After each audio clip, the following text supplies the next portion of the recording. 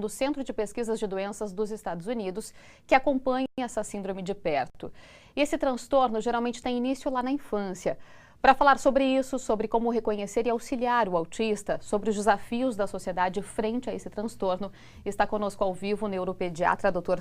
Cristiano Freire. Dr. Cristiano, boa tarde, bem-vindo ao Jornal do Almoço. Boa tarde. Primeiro, como identificar então os sinais no autista?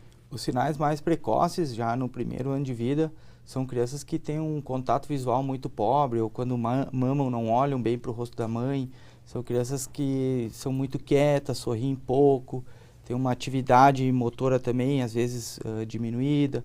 Em geral, são crianças que não incomodam nada, mas isso não é muito bom porque elas estão no mundinho muito delas. Que não interagem, né? Não com interagem. Os pais, enfim, com a família. Isso numa criança pequenininha, né? Com menos de um ano. E a partir de um ano a gente espera que as crianças comecem a falar, né? Aumentar o vocabulário, enfim. E nessa idade é que a gente se dá conta, na maioria das vezes, que as crianças têm um atraso na fala, na comunicação. Então aí deve-se pensar, enfim, como uma das possibilidades, né? O quadro do transtorno do espectro autista. E quais as causas do autismo? Existe uma causa definida? Alguma hipótese mais provável? Exatamente, a gente não sabe a causa, né?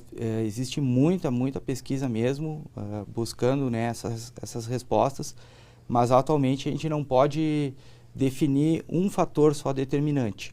Então tem fatores genéticos e ambientais que associados, né, podem trazer um quadro como esse. Mas muito provavelmente ainda se desenvolva na barriga da mãe.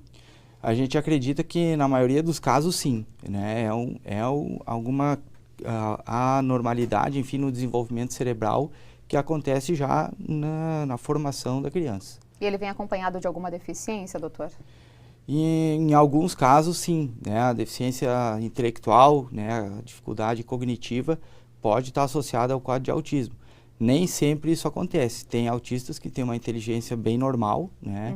Mas muitos casos têm a deficiência intelectual associada. E a partir desse momento é necessário então iniciar um tratamento, né? Multifatorial. Isso.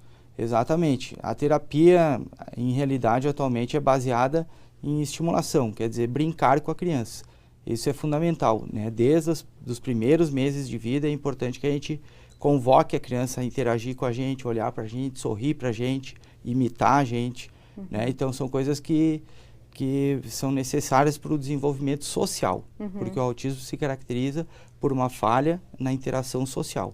E qual a principal dificuldade, assim, pelo que o senhor observa, né? A dificuldade dos pais e também da sociedade em lidar com o autista? Uma das coisas que a gente vê no dia a dia é a dificuldade de entender e aceitar o problema, porque tem ainda uma ideia de que autismo é só um quadro muito grave em que a criança não fala nada e só tem uma estereotipia de se balançar. Realmente existem quadros assim, mas são a minoria. A maioria dos quadros tem casos mais leves, mais sutis. Então tem crianças com autismo que falam, né, que vão relativamente bem na escola e tal, né? Mas vai existir alguma falha na questão afetiva, social, de relacionamento mesmo. Às vezes eles parecem mal educados, não necessariamente que isso seja verdade, mas a ideia é essa, porque eles não se preocupam muito em agradar os outros. Tá certo, doutor. Realmente é um desafio aí, né, para pais e também para a sociedade em aceitar e, claro, oferecer o melhor tratamento, o melhor acompanhamento.